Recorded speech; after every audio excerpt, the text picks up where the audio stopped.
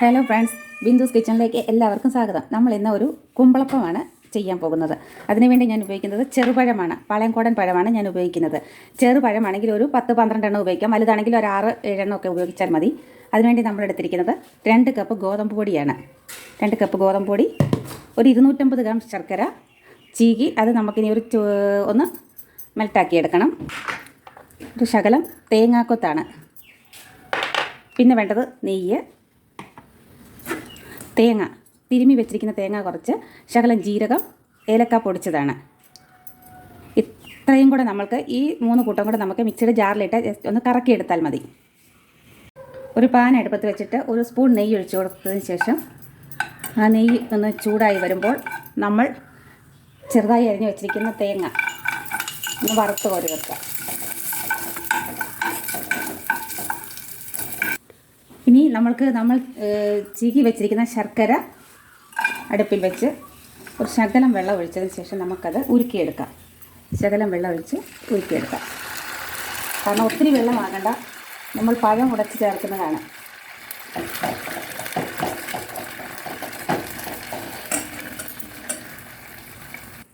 ശർക്കര ഉരുക്കി വരുന്ന സമയം കൊണ്ട് നമ്മൾക്ക് ഒരു മിക്സിയുടെ ജാറിലേക്ക് ഈ നമ്മൾ തിരുമ്മി വെച്ചിരിക്കുന്ന തേങ്ങയും ജീരകവും ഏലക്കാപ്പൊടിയും കൂടെ ഒന്ന് കറക്കിയെടുക്കാം. ഞാനതൊന്ന് കറക്കിയെടുത്തോണ്ട് വരട്ടെ. അങ്ങനെ നമ്മുടെ ശർക്കര ഉരുകി വന്നിട്ടുണ്ട്. ഇതിന് നമുക്കൊന്ന് അരിച്ചെടുത്ത് വയ്ക്കാം. ആറിയതിന് ശേഷം നമുക്ക് ഉപയോഗിക്കാം. അങ്ങനെ നമ്മുടെ പഴം നമുക്ക് പൊളിച്ച് പാത്രത്തിലേക്ക് ഇടാം.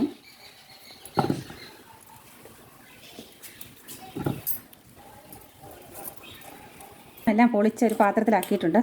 നമുക്കൊരു ഫോർക്ക് വെച്ച് ഇത് ഒന്ന് ഉടച്ചുടച്ച് വയ്ക്കാം. മിക്സിയുടെ ജാറിലിട്ട് അടച്ചു കഴിഞ്ഞാൽ ഒരു ജ്യൂസ് പരുവാകും.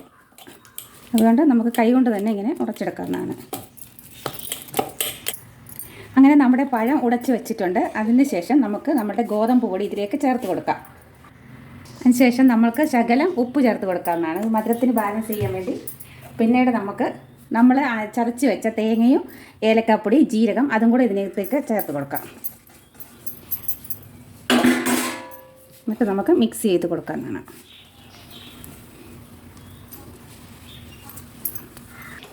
അങ്ങനെ നമുക്ക് നമ്മുടെ ശർക്കര ഉരുക്കിയതും കൂടി ഇതിലേക്ക് ഒഴിച്ച് കൊടുത്ത് കുഴയ്ക്കാം.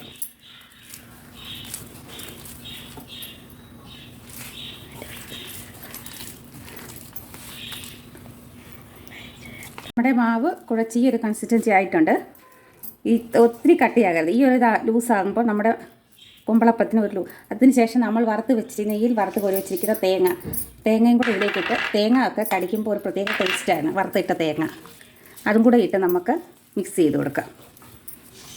അങ്ങനെ നമ്മുടെ കുമ്പളപ്പത്തിൻ്റെ മാവെല്ലാം നമ്മൾ കുഴച്ച് വെച്ചിട്ടുണ്ട്. അതിൻ്റെ മെയിൻ താരമായ കുമ്പളയിലയെ നമ്മൾ കഴുകി വൃത്തിയാക്കി ഈ ഒരു പരുവത്തിൽ വെച്ചിട്ടുണ്ട്. ഈർക്കിലുമൊക്കെ കുത്തി വെച്ചിരിക്കുകയാണ്. ഇനി നമുക്ക് ഇതിനകത്തോട്ട് മാവിട്ട് വയ്ക്കാം.